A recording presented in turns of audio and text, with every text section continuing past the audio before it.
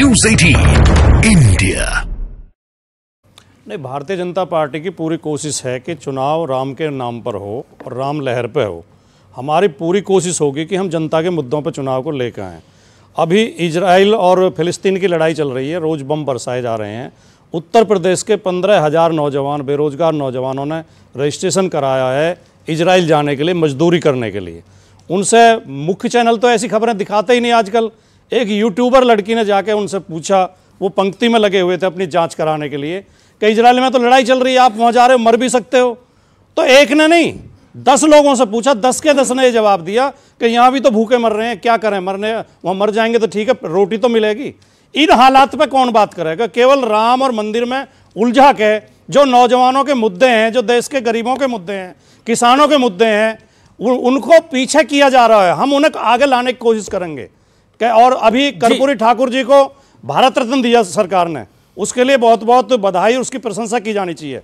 लेकिन जो कर्पूरी ठाकुर के मुद्दे हैं उन पर भी तो काम करो, या खाली दिखावटी भारत रत्न दे दिया। जी जी जी। और यहां से भी कई सारे सवाल आए कि मथुरा काशी के ऊपर आप लोग क्या उस विषय में साथ दे, तो कुछ देना चाहेंगे साथ?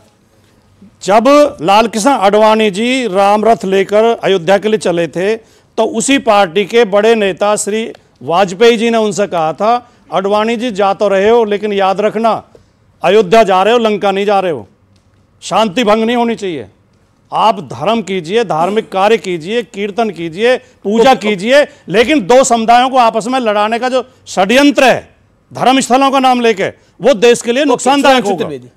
हाँ, उसमें धर्म स्थल तो एक ही था, कोई दूसरा धर्म स्थल तो था ही नहीं, क्योंकि हर डॉक्यूमेंट में from Mughal time to British time हर जगह मस्जिद जन्म स्थान लिखा था। अब वो मस्जिद जन्म स्थान कौन से धर्म का धर्म स्थल था, ये बताने की बात है। दूसरी बात, अब इनका रिवर्स ऑर्डर में जवाब देता हूं।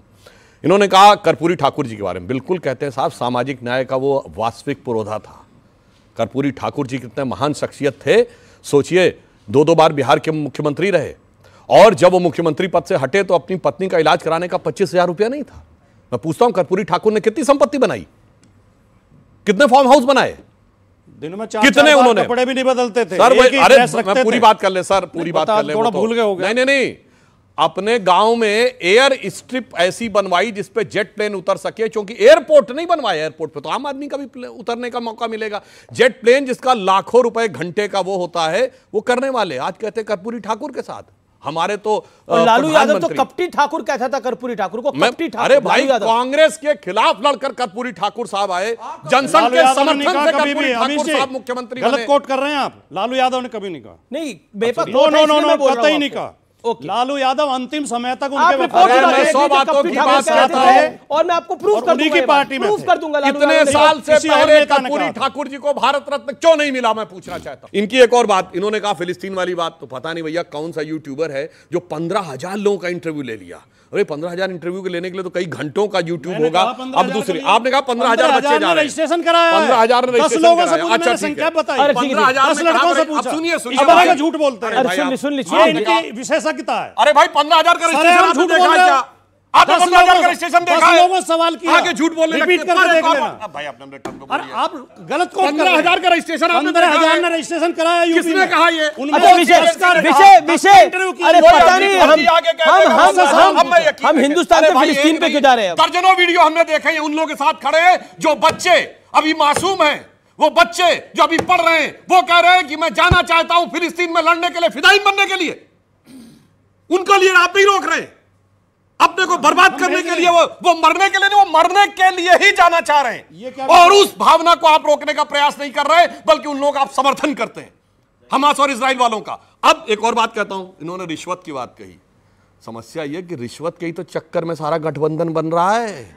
सबने इतनी रिश्वत ले रखी है कि अपनी अपनी रिश्वत संभालनी है, और इसीलिए अब आप सुनिए, जवाब सुनना पड़ेगा। आपने बोला भगवान राम को रिश्वत देने की कोशिश कर रहे हैं। क्या भगवान राम रिश्वत लेते हैं? क्या बात कर रहे हैं आप? मर्यादा की प्रकाष्ठ है प्रभु राम। अरे भाई, देने वाले पे बोला, क्यों लालच की भावना से कोई राम के पास जाए तो मैं बोलूं भी ना? अरे भाई सुनिए, आप उनको रिश्वत के डर से ही तो सब आपस में आए, रिश्वत का रुमाल अंदर कर रखा है छुपाने के लिए, और इसलिए ऊपर से पोस्टर चिपका रखा है मोदी विरोध का। तो मैं इनके लिए एक लाइन कहना चाहूंगा कि इनकी स्थिति जानते क्या इनके गठबंधन की, कि इस गठबंधन में नहीं दिखती किसी को कोई दरार, चूंकि हर दीवार पे चिपके हैं मोदी विरोध के इश्तिहार, मगर इस सिरे से उस सिरे तक सब शरीके जुर्म है, कोई तो जमानत पर रिहा है, कोई है फरार। जी अब आचार्य जी क्या मोदी विरोध में राम विरोध, मोदी विरोध में देश विरोध, क्या आपको लगता है कि अब जब से प्राण प्रतिष्ठा हुई है विपक्षी गठबंधन के प्राण निकलने लग गए हैं? हिंदू जनमानस पूरा का पूरा देश में है, इसको अब ऐसा लगने लगा है कि ये जो भाजपा के खिलाफ जो लोग हैं ये भाजपा के खिलाफ नहीं है, ये राम के खिलाफ हो गए। इस परसेप्शन को हमें बदलना पड़ेगा। जो बीजेपी के विरोधी दल हैं जो इकट्ठा होकर के इंडिया गठबंधन में शामिल हो रहे हैं, पहली बात तो यह है कि उनमें आपस में इतना नाइत्तफाकी है कि वो एक हो नहीं पा रहे हैं।